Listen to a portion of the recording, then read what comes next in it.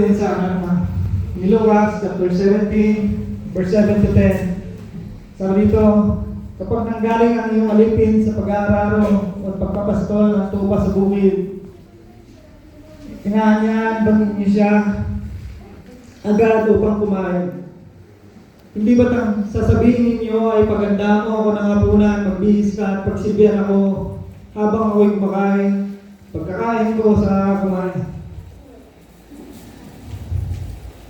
Pinasasalamatan ba ng amo ang kanyang alipin dahil sinunod siya nito? Ganon din naman kayo kapag nagawa na ninyo ang lahat ng iniutos sa inyo, sasabihin ninyo, kami mga alipin walang kabuluhan, tumutupod lamang kami sa aming mga tungkulin. Amen. So, marami sa atin mga kapatid, kung pagdating sa usaping paglilingkod, meron tayong problema. Meron tayong kailangan. Meron tayong hindi magawa pagdating sa ating paglilingkod. Many times, kapatid, ang problema ay tayo. So, sa umagang ito, bilang titulo, sabi dito, settling the servanthood issue. So, paano ba maayos yung mga issue, Panginoon, mga issue sa aking paglilingkod. So, sa panahon ngayon, mga kapatid, namumuhay tayo doon sa me first mentality. Lagi na lang, me, wala na akong me time. So, even ang ating Panginoon, mga kapatid, kung titignan ninyo, binigyan na tayo ng halimbawa sa Biblia na makikita natin sa Luke chapter 9, verse 57 to 62. Na kung saan tinawag ng ating Panginoon yung dalawang taong ito. At ang sabi ng isa, Panginoon, hayaan mo munang mailibing. Yung pangalawa naman, Panginoon, hayaan mo muna akong magpaala. Sa madalas na buhay, sa panahon ngayon, ganun tayo. Marami sa atin maaaring guilty tayo, kapatid, pagdating sa bahaging ito. Consider some way na guilty tayo first sa attendance natin. Marami pa rin mananampalataya ang inuuna ang sarili. Kailangan kumita ako ng euro ngayon kahit hallelujah. Marami pa rin mananampalataya, kapatid, laging inuuna ang sarili kaysa mag-attend ng mga gawain. Kung patuloy natin uunahin yung sarili natin, kapatid, mahihirapan tayo maglingkod. And even, kapatid, ultimo dun sa oras, marami pa rin mga mananampalataya ang late sa gawain. Yung sinasamba natin, kapatid, naghihintay. Patayin, brothers and sisters, alam ng Diyos kung anong oras tayo dapat nagsisimula. Alam ng Diyos kung anong oras tayo sasambasan. Paano nalaman na magiging karapat dapat yung ating pagsamba, kapatid? Kung inuuna natin yung sarili natin. Hindi natin naaayos, kapatid. Pagdating sa ating attendance, punta dito, bakasyon doon, punta dyan, kaysa umattend ng gawa. Sinong inuuna? Yung sarili mo. Sabi sila, sa Hebreo 10:25, huwag natin kaligtahan ang pagdalo sa ating mga pagtitipon gaya ng nakasanayan ng iba, sa halip, palakasin natin ang loob ng bawat isa. So sabi ng Biblia, pero marami sa atin, kaya mo palita. Hallelujah. Marami sa atin, bihira na makita sa simbahan. So paano ka makapaglingkod ng tama, kapatid? Paano ka makapaglingkod ng maayos kung lagi mong inuna yung sarili mo? Ibisang sa atin, kapatid, guilty tayo dito. Pangalawa, kapatid, maaaring guilty tayo sa ating contribution.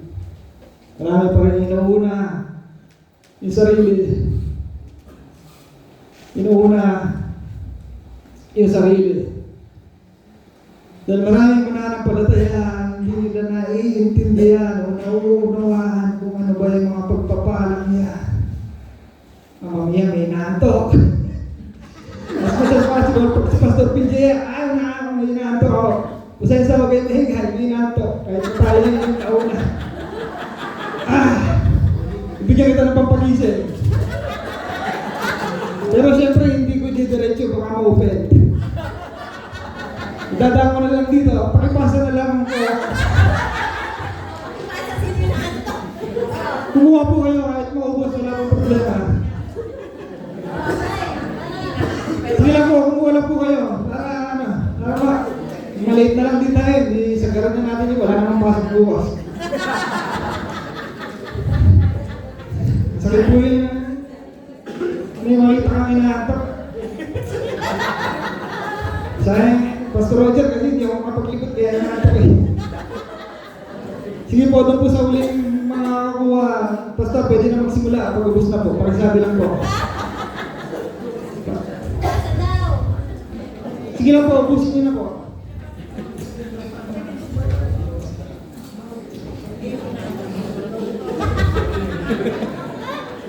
Okay na po, okay na. Nakita niya, okay na. Did you get me, brothers and sisters?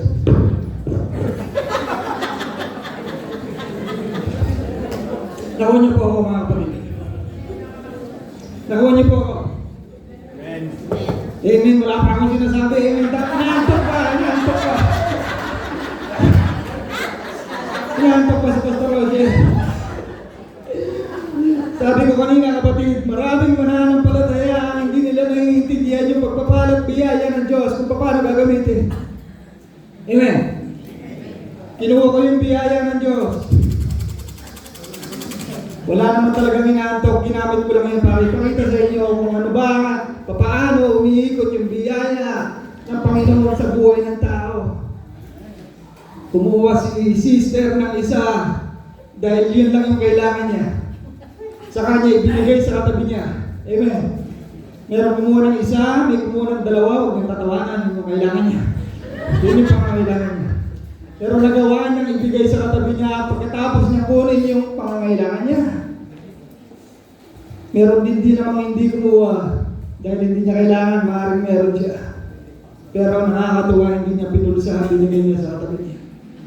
Ganon ang biyaya at pagpapala ng Diyos, kapatid, kung paano.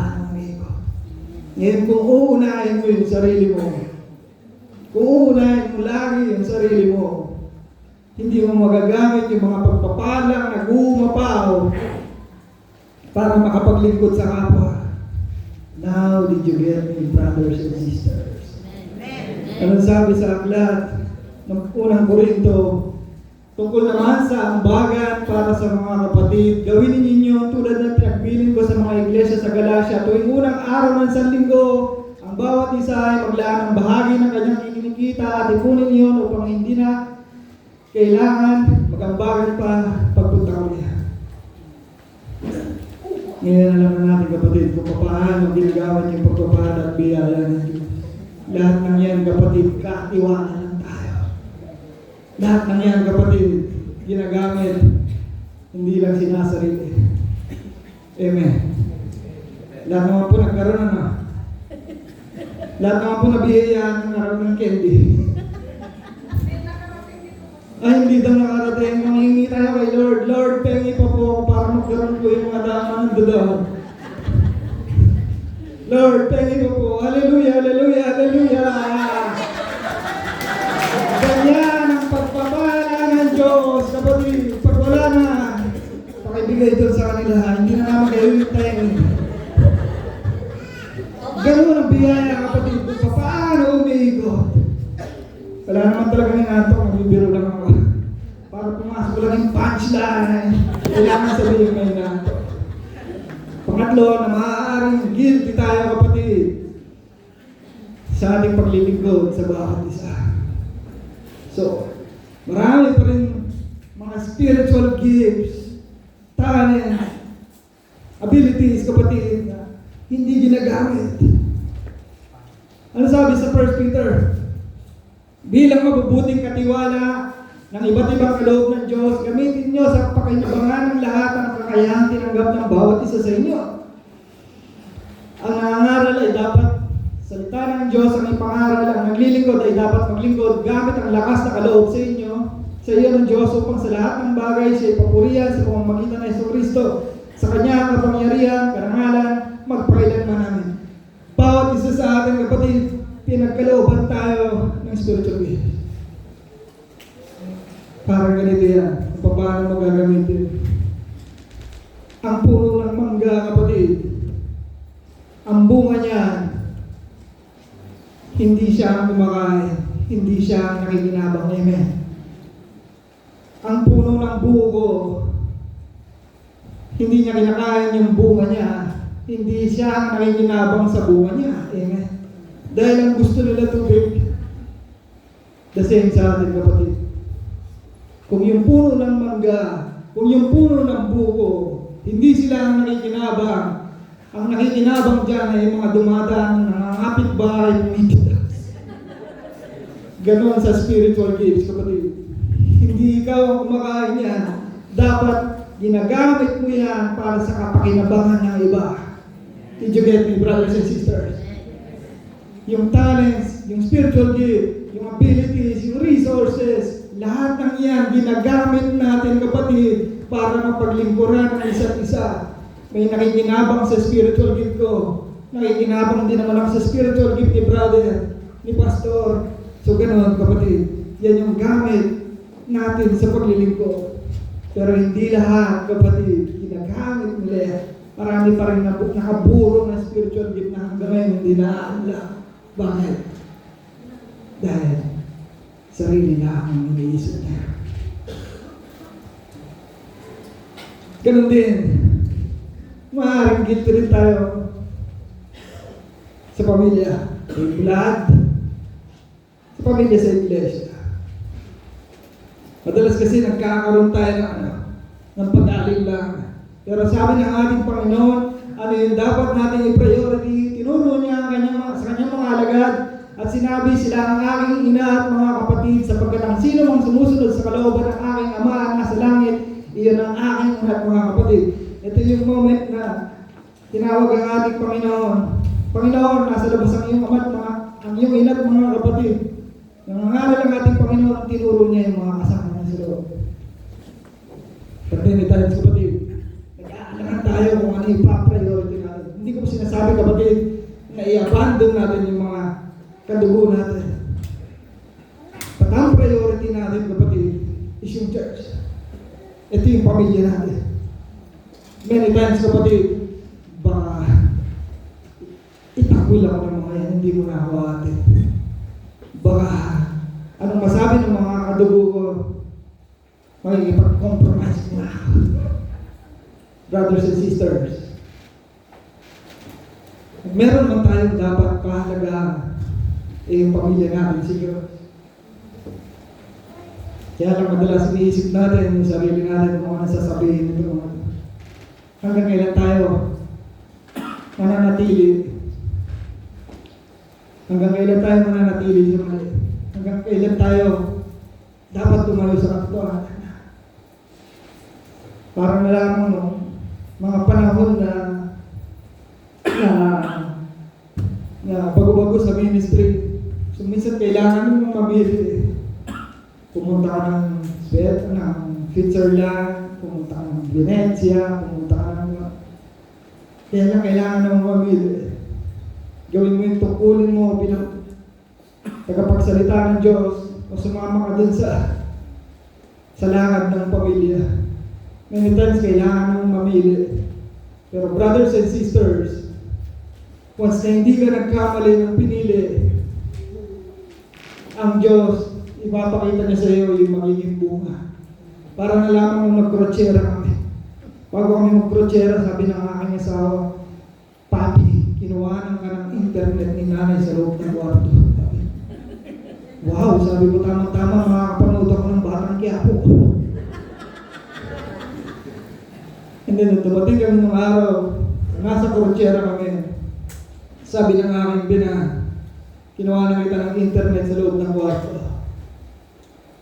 Alam niyo po kung sabi niya, baka kasi may mga tumawag sa iyo, hindi ka nila makonta. Kasi pag nasa konsensya yung aking binan kami, nagkukwento, nagkakape, bigla na lang itatawag taga-Katansara. Habang kami nagkukwentuhan, nagkakape, bigla na lang may tatawag na taga-Cosenza. Did you get me, kapatid? Bagamat hindi ako madalas na nakakasama sa mga lakad nila, bagamat sa maraming pagkakataon, kapatid, na inuuna tungkulin kaysa sa pamilya, ang Diyos na mismo ang nagpaunawa sa aking binan kung ano ang ministry. Ang Diyos na mismo ang nagpaunawa ng mga araw na yun, kapatid, na kailangan namin pumunta ng Catania, anniversary ng Catania, uuwi kami, aalis kami ng Sabado. Wala kang narinig na minsan na lang tayo magkakasama. Ang aga niyo pa umuwi. Ganun nila naiintindihan, kapatid, ang kahalagahan ng pagpapahalaga natin sa Diyos na ating pinaglilingkuran. Amen. Ngayon, paano nyo babalansin ngayon yan? Madalas kasi natatakot tayo sa sasabihin nila. Pero pag inuna mo ang Diyos kaya kang ipagtanggol sa mga tao. Ang Diyos kaya niyang iaposto yung kaisipan at puso ng mga tao. Hallelujah. Sister, promo mo pa eh.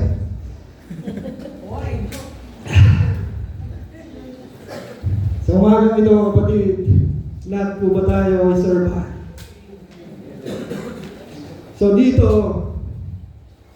sa umagang ito, makikita natin kung paano pahalagahan ng ating Diyos yung salitang servant. Kailangan ganun din sa atin. Dahil ang ating Diyos, kung titignan niyo kung paano niya tinawag si Moses, my servant Moses is not so, who is faithful in all mine house. So si Moses, si Abraham, si Job, si David, lahat sila tinawag ng Diyos bilang servant. But, kung titignan nyo sa New Testament, kung paano ipakilala itong mga apostol na ito sa mga sulat nila, unahin natin si Paul. Mula kay Pablo na isang lingkod ni Kristo. Hallelujah. Ganon din kay Santiago. Paano niya ipakilala yung sarili niya mula kay Santiago, lingkod ng Diyos at ng Panginoong Jesucristo. Ganon din po si Pedro. Mula kay Simon Pedro, isang lingkod at apostol ni Jesucristo. Ganon din si Judas. Hindi po si Iscariote. Mula kay Judas, lingkod ni Jesucristo at kapatid ni Santiago. Kaya kanina binati ko kayo mula po kay PJ, alipin ng Diyos, binabati ko kayo ng 26 na anniversary. So lahat po ba tayo servant? Kung paano pinahalagahan ng Diyos, nawa ganun din natin pahalagahan sa sarili natin. How about us, kapatid? Are you a servant? Or you are just a volunteer? So ano ba yung pagkakaiba niya? So ang isang servant, ang isang volunteer, a volunteer picks and chooses when and even whether to serve. Which is true. Pag mahirap, pastor, pasa ko dyan. Pag madali. So kung namimili tayo, kapatid, ng gagawin natin sa loob ng church, maybe you're not a servant. You're just a volunteer.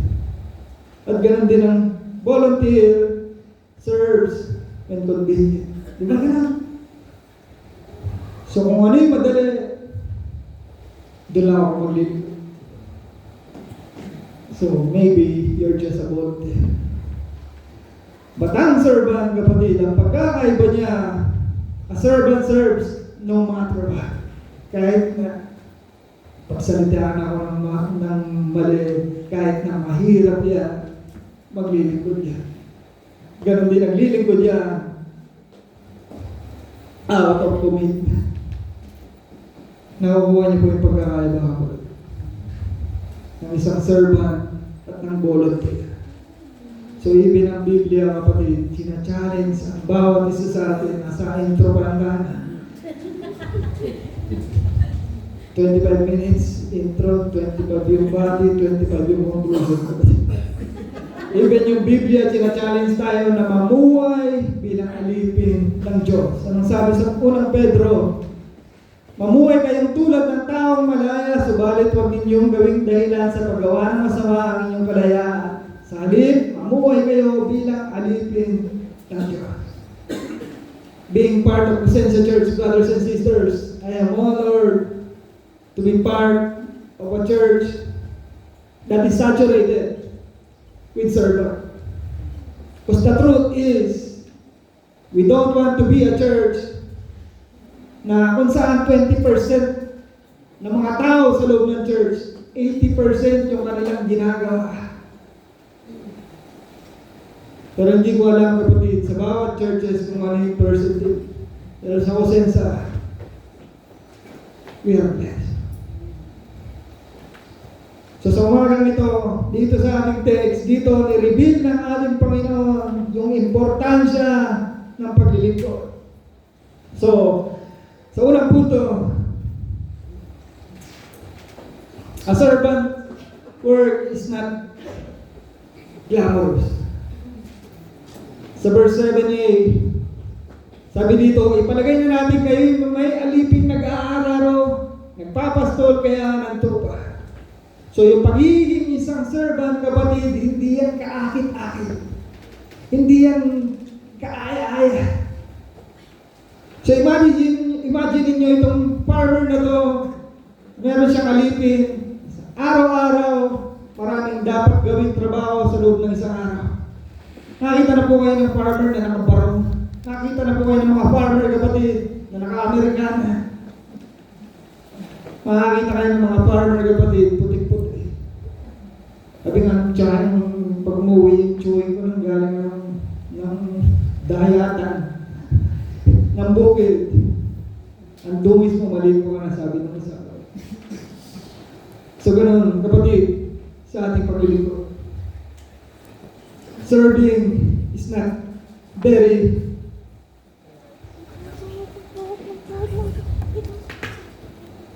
Mister galit kaya pala sa akin.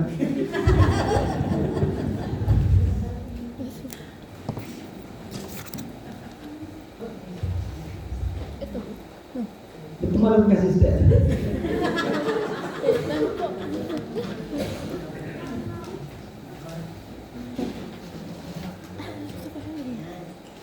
Yan. It's not very sensational.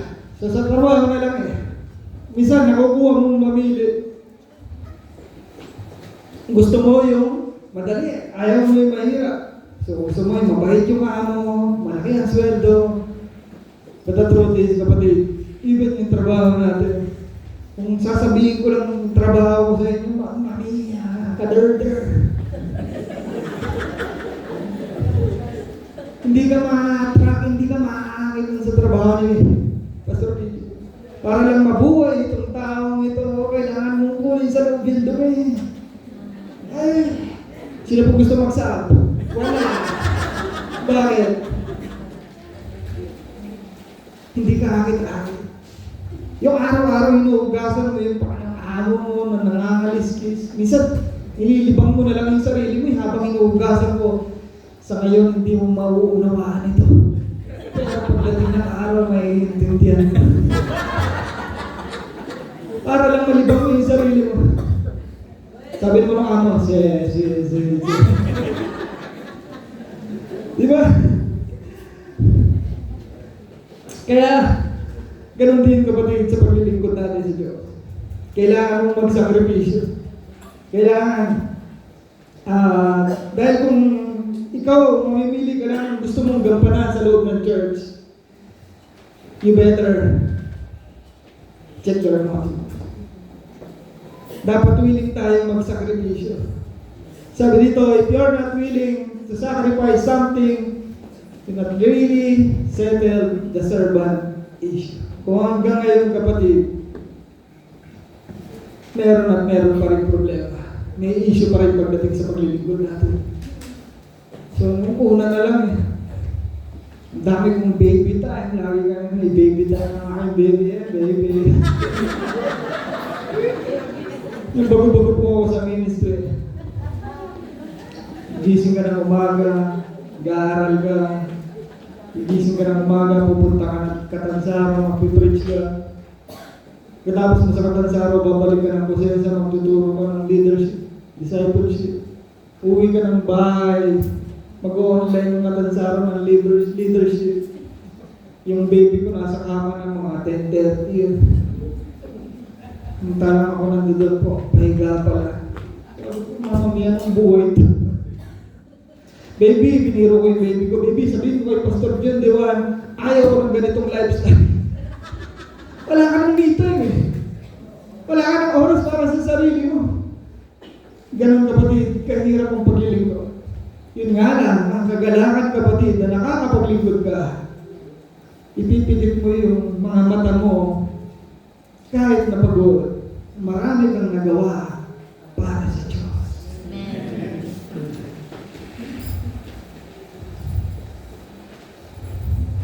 Sa kabilang banda mga kapatid, hindi ko kayo din discourage. Mas mainam lang kasi na malaman ninyo. Parang ganito yan. Yung problema. Minsan may isang ama na nasa bahay siya, wala siyang trabaho, araw ng linggo. So sinilip niya yung asawa niya pagkatapos nilang kumain ng tanghalian.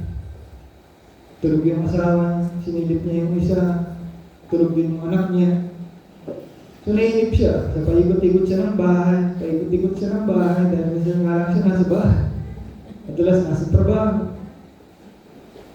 So ayaw niyang matulog kasi bukas magtatrabaho na naman. And then nakita niya yung isang anak niya nakaupo, seryoso. So una, nag-hesitate siyang lapitan. Dahil nga seryoso, baka may problema yung anak niya. So naglakas na loob na siyang lapitan ito. So nung pinasok niya, sabi niya, anak, okay lang yan. Ilabas mo lang yan. Minsan kasi kailangan mong ilabas siya. Minsan kailangan mong ilabas yan, makakatulog sa iyo. Dahil nga nakikita niya yung anak niya seryoso. Maaaring may dinadala. So sa kaseryosohan ng anak niya, okay lang yan anak.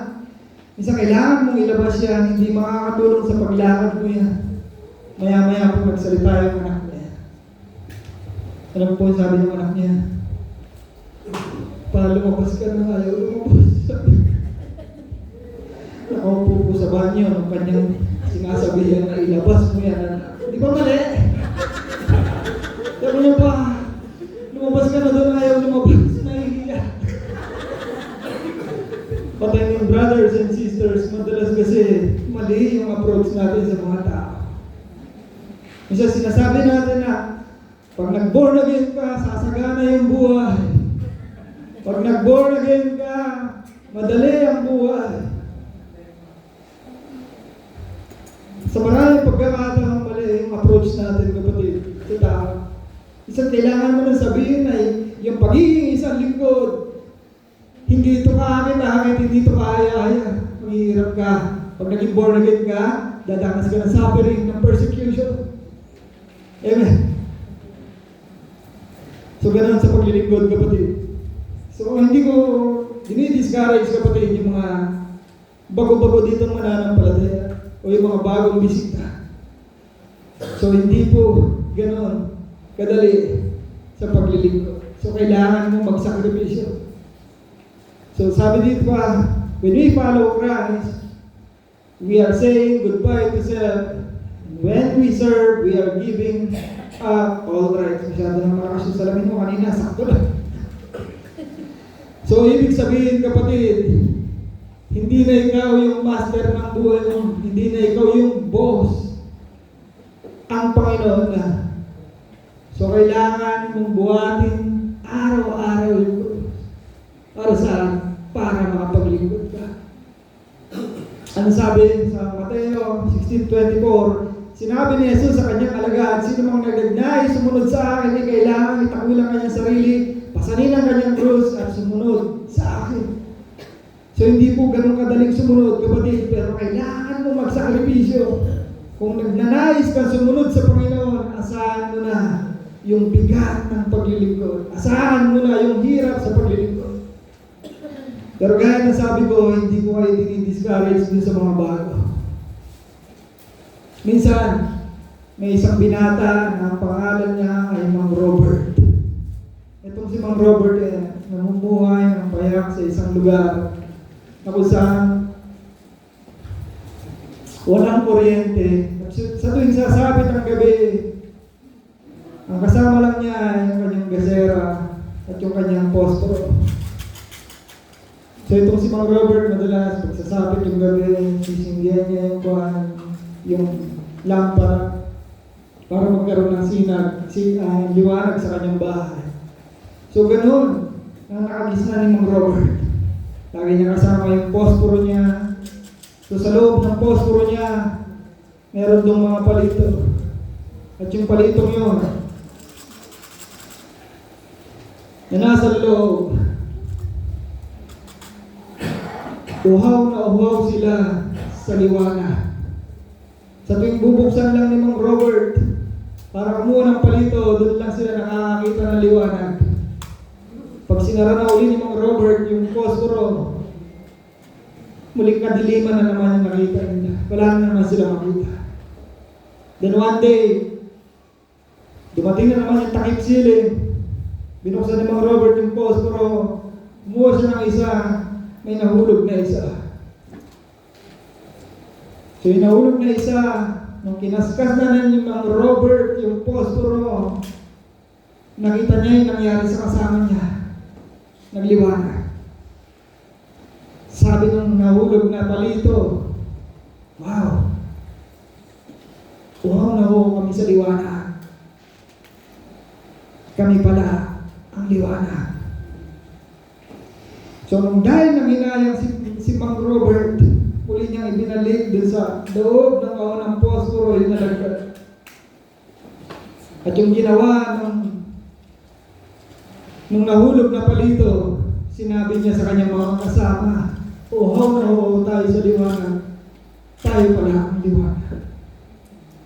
At I mean, brothers and sisters, hindi ko kayo dinidiscourage na mahirap ang magligo. But many times, yung mga palito doon sa loob na hindi naniniwala doon sa nakasaksi na nasa sila yung liwanag, many times, tayong mga tao yan.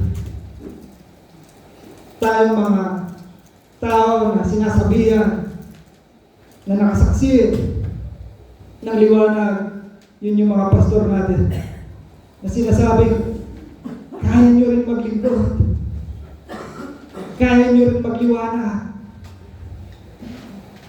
But the problem, kapatid, minsan hindi natin pinaniniwalaan yung mga pastor natin na kaya nyo rin maglingling, kaya nyo rin paglingkuran ng Diyos. Did you get me, brothers and sisters? Dahil walang pastor ang hindi alam kung anong meron sa kanyang iglesia. Kaya nila pag mag-i-evangelize ako, alam ko yung isasama ko eh. Kasi pag nag-i-evangelize ako, mauubusan ako ng kwento. Ang isasama ko, yung mga parlatrop. Alam ko kung sino yun. So ganun din sa loob ng church. Many times, pinupush kayo kapatid ng mga pastor ninyo na kaya nyo maglingkod, kaya nyo magliwanag, kaya lang ayaw ninyo. Kailan tayo maglilingkod kapatid pag mahina na? So pagkamat hindi man kaaya-aya ang paglilingkod, hindi man ka glamorous ang paglilingkod kapatid, everything is worth it. Maglingkod tayo kapatid. Kung may issue man tayo sa paglilingkod, asahan na natin na mahirap. Asahan na natin na hindi ganun kadali. Mawawalan ka ng me time, ng baby time. Yung baby ko, sumangat na naman. Ako na naman. So sa pangalawa, a servant service never ends. Kung titignan niyo dito sa verse B, 7b to 8, pagkagaling niya sa bukid, sasabihin ba ninyo sa kanya, halika na, makakain na? Hindi, sa halip ay ganito ang sinabi ninyo, ipaganda mo ako ng hapunan, magbihis ka at sabihin, at silbihan mo ako habang ako'y kumakain. Kumain ka, pagkakain. Pagkatapos ng mahabang araw, kapatid, uuwi itong alipin. Pagkatapos ng mahabang araw na pagtatrabaho niya, uuwi siya sa bahay ng kanyang amo, pagod, madungis, gutom, pero hindi pa yun yung oras para mag-relax siya. Dahil kailangan niya pang paglingkuran ito. The same naman sa routine ng buhay natin, di ba? Pag tayo nagtatrabaho sa mga amo natin, pag uwi mo ng bahay, pagsisilbihan mo pa rin yung baby mo, pagluluto mo, pagsisilbihan mo yung mga anak mo. So what I mean, brothers and sisters, ganun din sa buhay natin. Hindi natatapos ang ating paglilingkod. Bakit? Wala pa tayo sa ating kanya-kanya. Wala pa tayo sa ating tirahan. Hanggat nandito tayo sa lupa, kapatid, kailangan sa araw-araw ng buhay, tayo yung naglilingkod. Minsan may isang pastor ang nilapitan ng mga kasama niya sa loob ng church. Sabi niya, may gawain sila sa loob ng church nila, so habang magagabi na, dahil siguro sa pagod, dahil siguro sa dami ng trabaho ang ginawa. Sabi niya, Pastor, pwede ba paki-announce mo sa kanila sila naman doon, sila na tumapos na. Pero hindi ginawa ni Pastor na i-announce na ipatapos sa iba yung sinimulan nila. Bakit? Kasi hindi pa naman yun yung oras para magpahin. Mawawala ng kabuluhan yung ginawa mo ng una kung hindi mo rin lang tatapusin. Nakukuha niyo ako mga kapatid. Brothers and sisters, don't stop. When you are tired, pwede magpahinga. Pagpagod ka, pwede mag-wash. But don't stop, kapatid, kung pagod ka.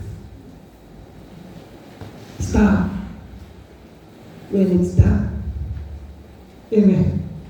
Kasi wala pa tayo sa ating bahay. Nandito pa rin tayo. Humihinga pa rin tayo. Nandito pa rin tayo sa katawan natin, kapatid. So ano man yung nasisimulan natin, kapatid, kailangan sa araw-araw ng buhay, naglilingkod. Matatapos lang tayo, kapatid, pag tayo yung mga patay na. Kaya sa bawat isa sa atin, kapatid, don't stop. Magpatuloy lang. Patuloy lang na maglingkod. Bakit? Wala pa tayo sa bahay. Ano sabi sa 1 Corinto? Kaya nga, mga minamahal kong kapatid, magpakatatag kayo at huwag matinag, maging masipag kayo palagi sa paglilingkod sa Panginoon dahil alam ninyong hindi nasasayang ang inyong pagpapagal para sa Kanya. So sa lahat ng ginagawa mo, malaki man yan, maliit, kapatid, lahat ng yan, alam ng Diyos. Lahat ng yan, kapatid, ay hindi nasasayang. Pagdating ng araw, may naghihintay sa iyo. Pagpapala. Sabi sa Revelation 22:12, at sinabi ni Jesus, makinig kayo, darating na ako, dala ko ang mga gantimpalang ibibigay sa bawat isa ayon sa kanyang ginawa. Amen. So kailan tayo titigil, kapatid? Kung habang tayo humihinga pa dito sa lupa, hindi tayo titigil na maglilingkod. Maglilingkod hanggang humihinga, pero hindi susuko. Hallelujah. Dahil hindi natatapos ang ating even, kapatid, pag nandoon na tayo, maglilingkod pa rin tayo. Hindi nga lang ganito na nakakapagod, hindi nga lang ganito na nahihirapan ka. Doon nakikita mo na yung minsan pinaglingkuran mo na nandito ka sa lupa. Amen. Kaya huwag tayo, kapatid, maging kagaya ng iba na hindi pa tapos yung gawain ay tumatakbo na. Huwag tayo maging 1, 2, 3 Christian, kapatid. Nangyayari po, hindi. Di ba hindi pa tapos yung gawain? Ang malaking may kasalanan dyan yung mga bata, yung mga anak nila. Pastor, mauna na kami, malamig yung mga bata baka magkasakit. Pero sa totoo, ayaw lang maglinis. Asos! Pastor, mauna na kami, mga bata, malamig na yun. Uwi na. Dami pang gagawin, hindi pa tapos. Magmamadali na umuwi. Pero maya-maya makikita mo doon sa Corso City, nagsa-shopping, dala-dala yung anak niya, lamig lang eh. Asas! Kasalanan ng bata. Pero pag nandito sa kabilang bahay, kahit malamig, nakikipag-marites doon. Pero pag marami nang gagawin, marami nang liligpit. Mauna na kami, pastor. Hindi pa tapos ang gawain, kapatid. Tapusin ang dapat tapusin. Amen. Ayan, wala tatakas, pastor. Mabilis kayo makakauwi. Ganon din sa pangatlo. A servant should not expect to be taken. So sa verse 9, sabi dito, pinasasalamatan ba ang alipin dahil sa ginawa niya, ang iniutos sa kanya, matapos nating ibigay ang lahat, maglingkod mula sa pagsikat ng araw hanggang sa paglubog nito, walang duda na pagod tayo.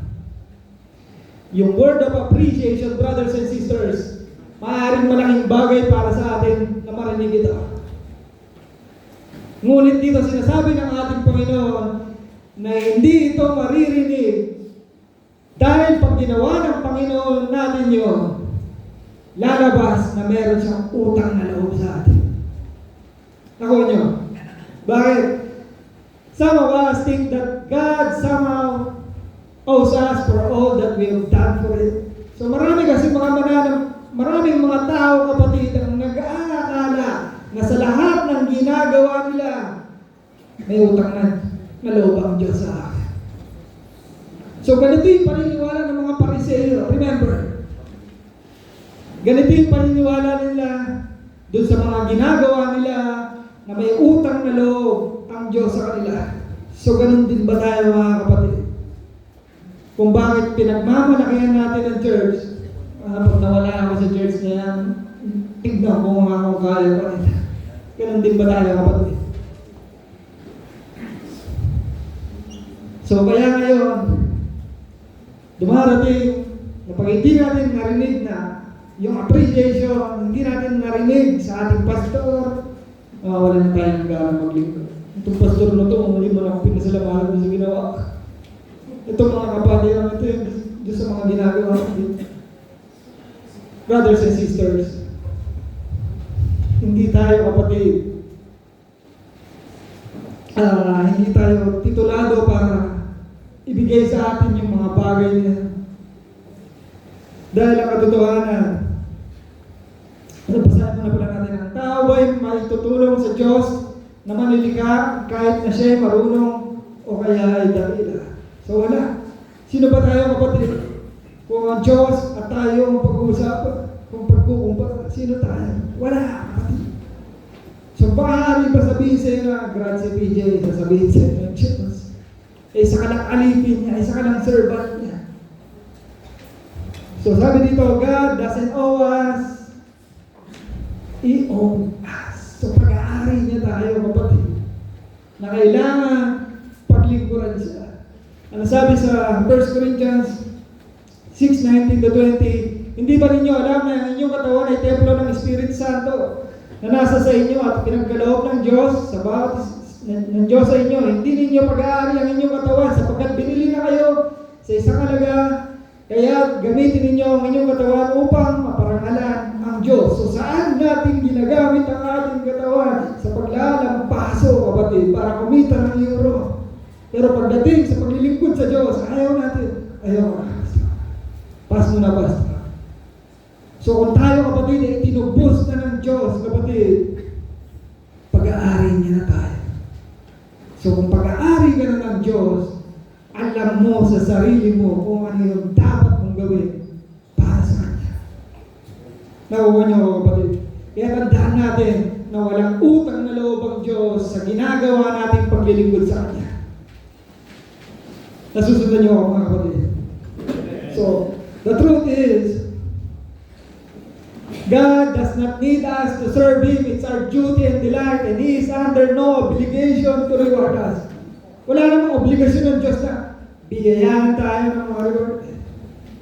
Dahil tungkulin ang bawat isa sa ating kapatid na paglingkuran siya. Hindi tayo entitled sa salitang thank you.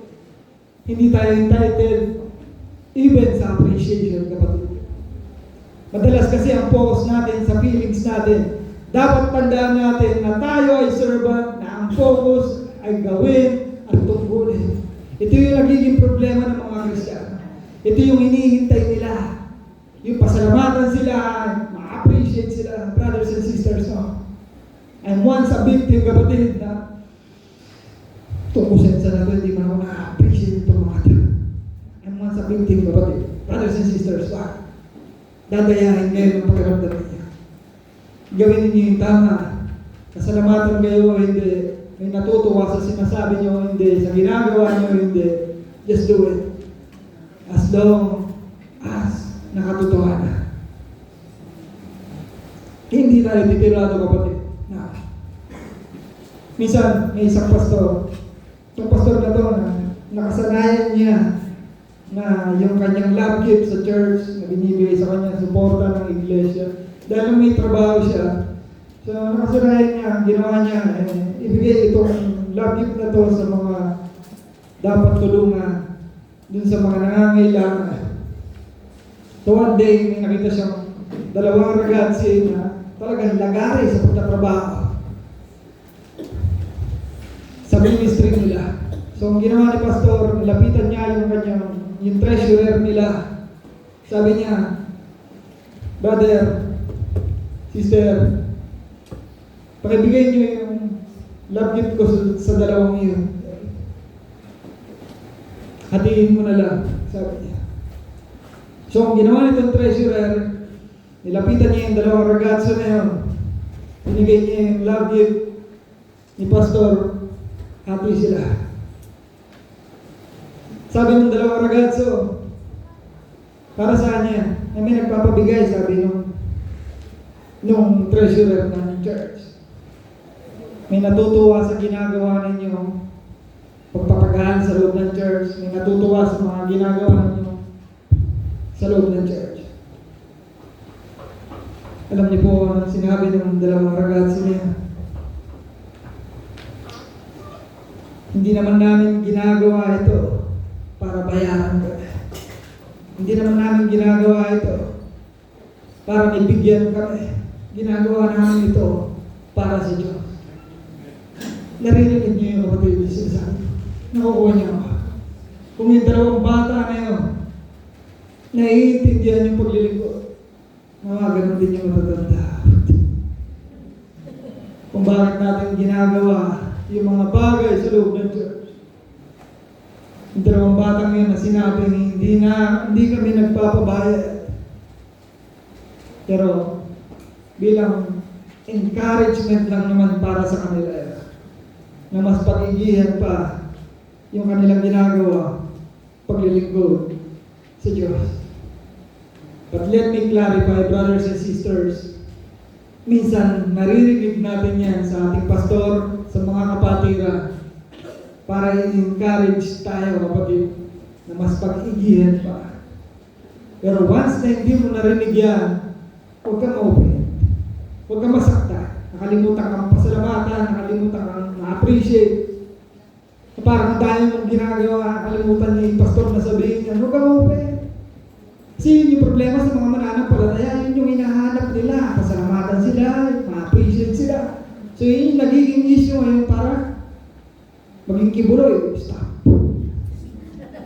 Hindi na maglilingkod. Brothers and sisters, mag-iingat tayo, kapatid. Hindi tayo entitled para dyan. Bakit? Lahat tayo alipin ng Diyos. Lahat tayo lingkod ng Diyos. Amen. So sa panguli, malapit na po tayo natapos. Pakasok pa lang tayo sa exciting part.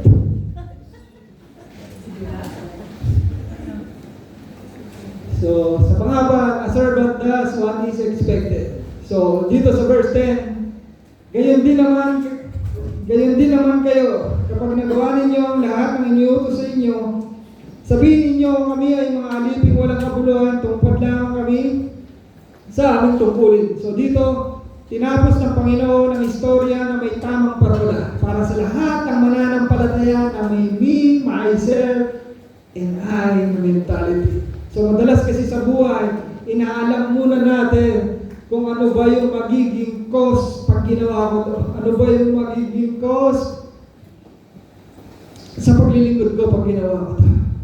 So ano ba yung magiging benepisyo nito para sa akin? So kung medyo mabigat yung magiging cause, madaming mawawala sa akin. So hindi fit ito sa schedule ko. Hindi ka maglilingkod ngayon. Bakit? Kasi madaming mawawala. Mawawala yung me time, mawawala yung YouTube, mawawala yung Facebook, mawawala yung baby time, mawawala yung Jess Maher time. So hindi. And even yung pagod mo sa trabaho, araw-araw, kung noon gumigising ka na, alas 9, alas 10 yung service, mabilis ang ligo, makakarating ka na. Ngayon, gigising ka na ng alas 4:30, alas 5.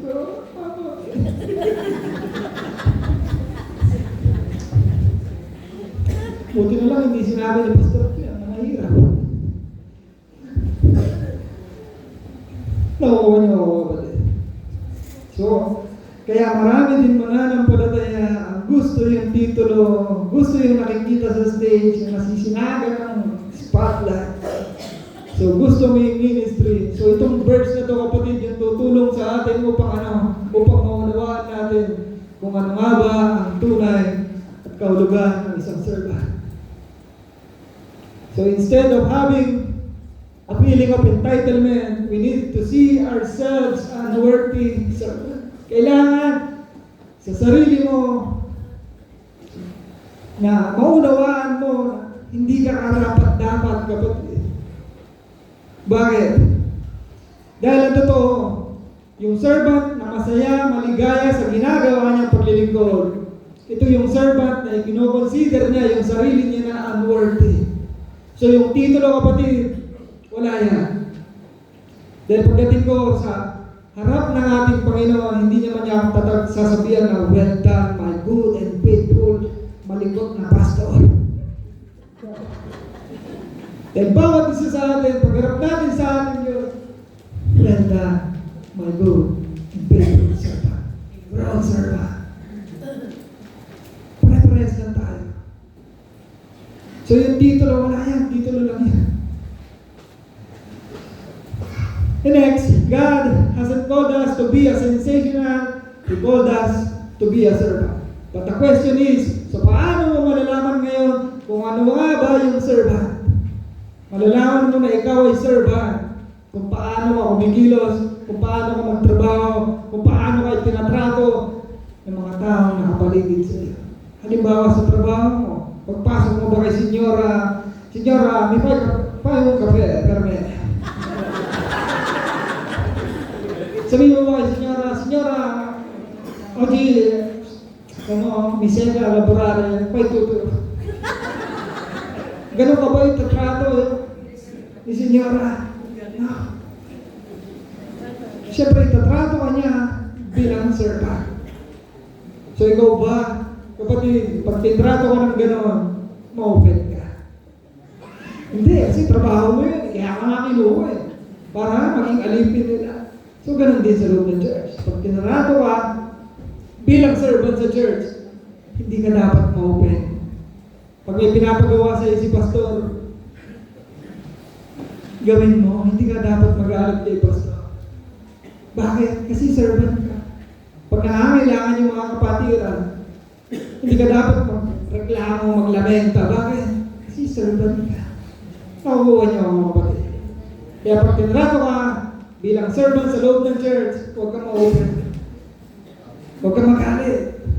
Dahil bawat isa sa atin, kapatid, ay alipin ng Diyos. Lingkod ng Diyos. Amen. Na mga kapatid, sa umagang ito, maging paalaala yung simpleng mensahe para sa atin, kapatid, na sinasabi natin tayo, mga Kristiyano, tayo mananampalataya na mayroong problema pagdating sa ating paglilingkod. Nawa, may tama natin, kapatid. Nawa, maging daan ito, kapatid, para maintindihan natin.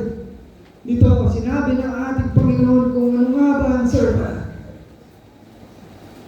Naglilingkod. Bilang pagtatapos, 25 minutes. It is not me first or even we first. No. Kasi kung lagi na lang, me, we, mahihirapan tayo maglingkod. The best is, God to be He first. Lagi ang Panginoon. Dapat lagi ang Panginoon ang nauuna. Dapat hindi ikaw. So brothers and sisters, we need to be involved in service, not serve us. At the problem, kapatid, marami pa rin mananampalataya. Bumilang na maraming taon sa loob ng church, sila pa rin yung pinaglilingkuran, imbis na sila na yung naglilingkod. Serving doesn't make you a servant. Hindi ibig sabihin na may ginagawa ka sa church, servant ka na. Sabi dito, but if you are servant, you will serve. Amen.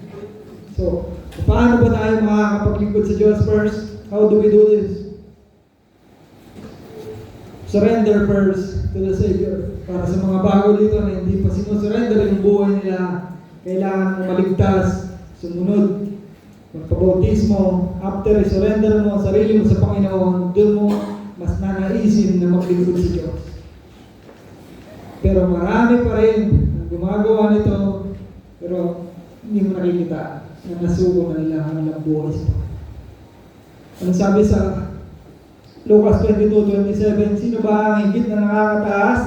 Ang nagkadulog sa hapag o ang naglilingkod? Hindi ba nakadulog sa hapag? Ngunit ako'y kasama ninyo bilang isang naglilingkod. So marami sa atin, sinabi natin na isinuko na natin ang ating buhay sa Diyos. Pero wala pa rin tayong gana pagdating sa paglilingkod. So minsan may isang bata na tinanong niya, Papa, sabi niya, bakit every Sunday lagi nilang sinasabi sa Sunday school that Dio e grande, Dio e grande. So habang itong tatay nagwawalis ng hardin, lumapit yung batang yun, Papa, gaano ba kalaki ang Diyos? Sabi niya. Tumingala yung tatay, nakikita mo yung aeroplano mo yan. Gatultok lang. Ganun lang ba kalaki ang Diyos? Sabi niya. Ang liit lang nun, sabi. Ginawa ng tatay dahil piloto siya, binitbit niya yung kanyang anak, dinala niya sa NAIA Terminal 3. So dahil may access siya, papasok dun sa mga, kung saan nakaparada yung mga aeroplano, dinala niya yung bata. Dinala niya dun sa pinakamalaking aeroplano, yung Boeing 747. So habang naglalakad sila, kapatid, tuwang-tuwa yung bata, Papa, grande, Papa, grande, Papa, grande. Hanggang sa nakalapit na sila sa aeroplano. Sabi ng tatay, anong tanong mo kanina? Gaano kalaki ang Diyos? Did you get me, brothers and sisters? It depends kung gaano kakalapit sa Diyos. Doon mo malalaman kung gaano kalaki ang Diyos na pinaglilingkuran mo. Habang palapit yung mag-ama, kapatid, palaki ng palaki yung nakikita nila. The same sa buhay natin, kapatid. The more na lumalapit ka sa Diyos, the more na nakikita mo yung kalakihan ng Diyos. Amen. My question, brothers and sisters, gaano kalaki ang Diyos mo? Kaya wala kang ganang maglingkod. Gaano kalaki ang Diyos mo? Na kahit na sinasabi mong sinuko mo na yung buhay mo, hanggang ngayon na tinatamad ka pa rin maglingkod. Baka masyado kang malayo, kapatid. Kaya mas malaki pa yung tingin mo kay Senyora na binibigyan ka ng tridigesima o tridigesima. Kaya si Senyora ganado kang paglingkuran, pero ang Diyos, baka ang layo mo sa Diyos, kaya hindi mo makita yung kalakihan nito. Amen. Lapit lang kay Lord, kapatid. Sabi nga, walang nasasayang sa ginagawa na. Kung talagang sinuko natin yung sarili natin sa Diyos, gagawin natin paglingkuran ng Diyos.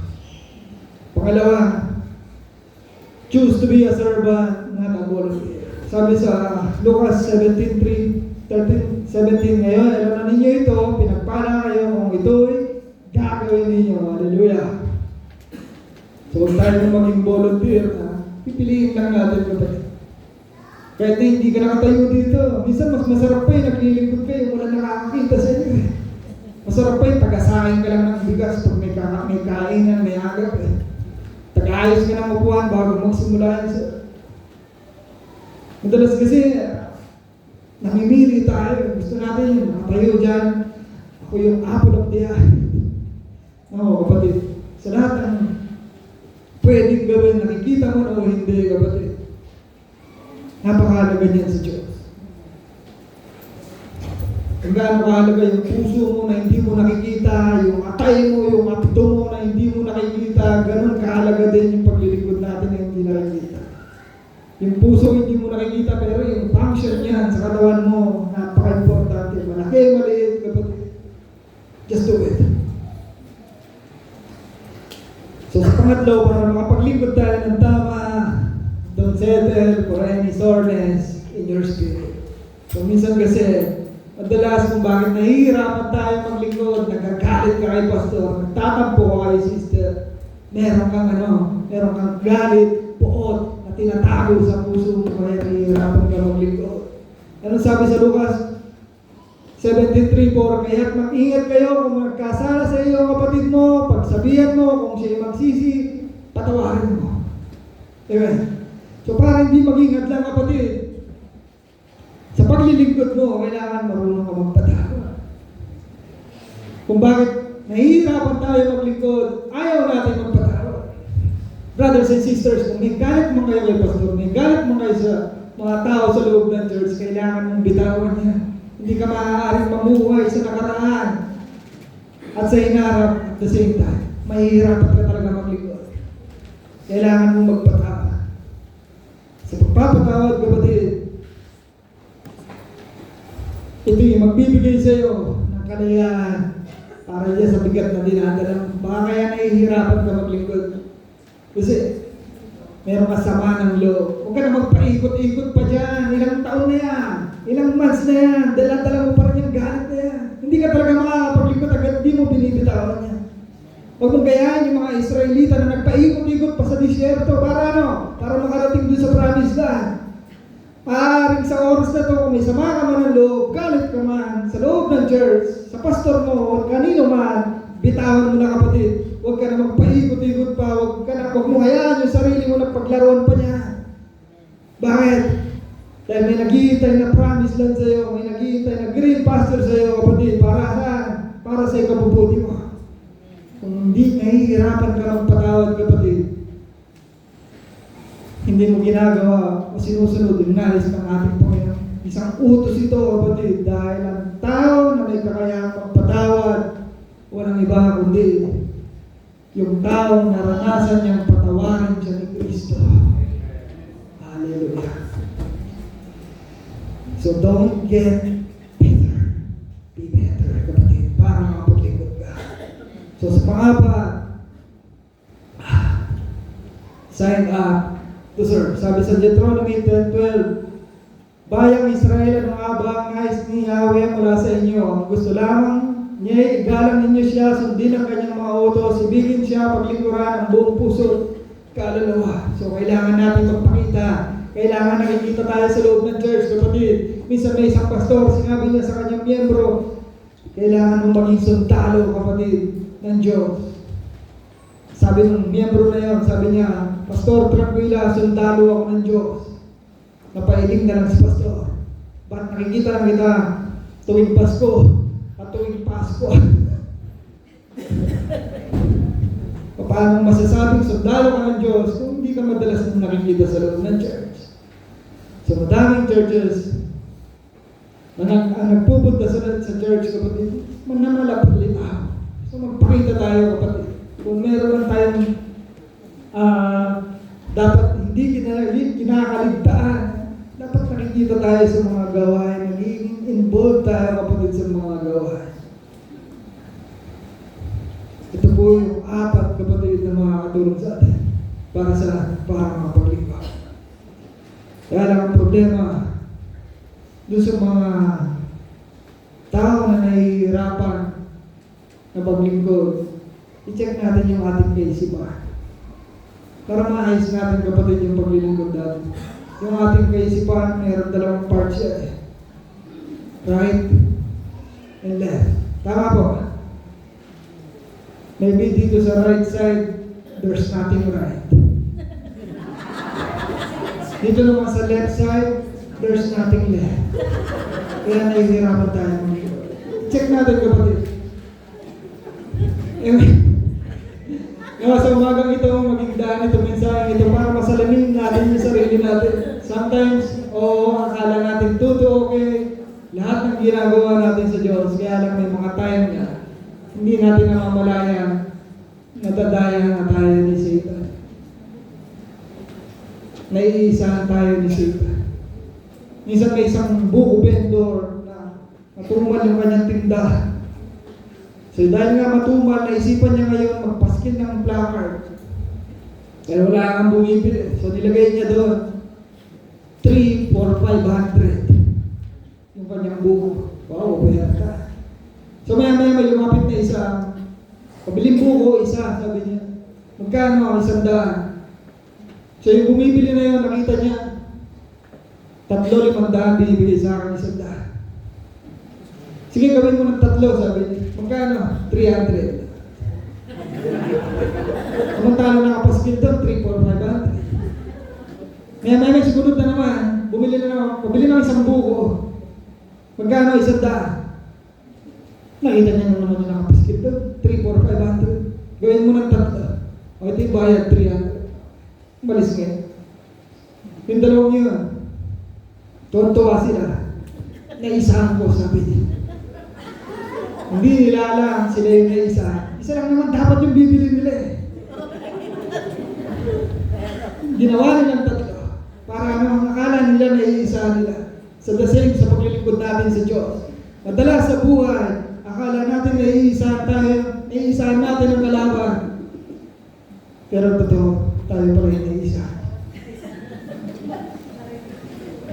Nakuha niyo mga kapatid.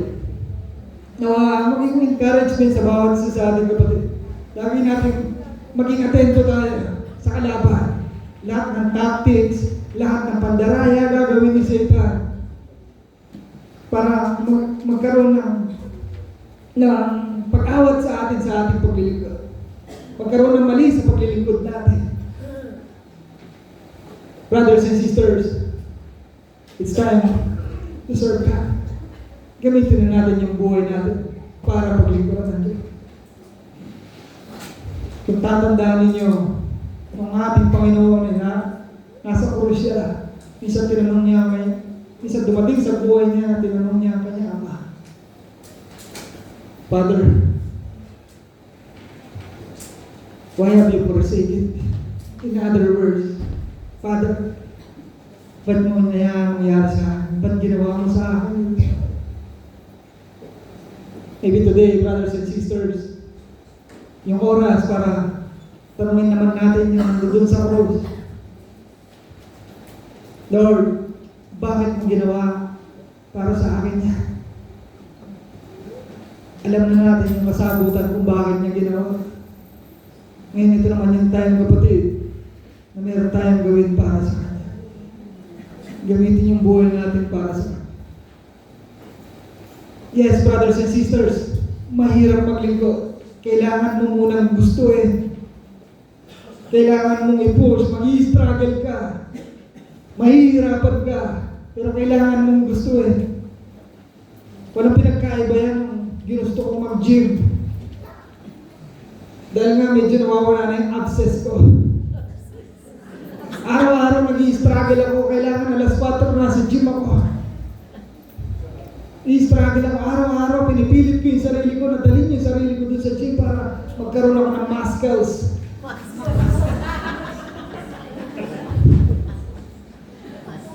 Ang hirap. Nasakit sa katawan. Pero gusto ko eh. Then one day, kapatid, after 3 months, nalate ako ng gising, alas 6 na. Alas 4 dapat nasa gym ako.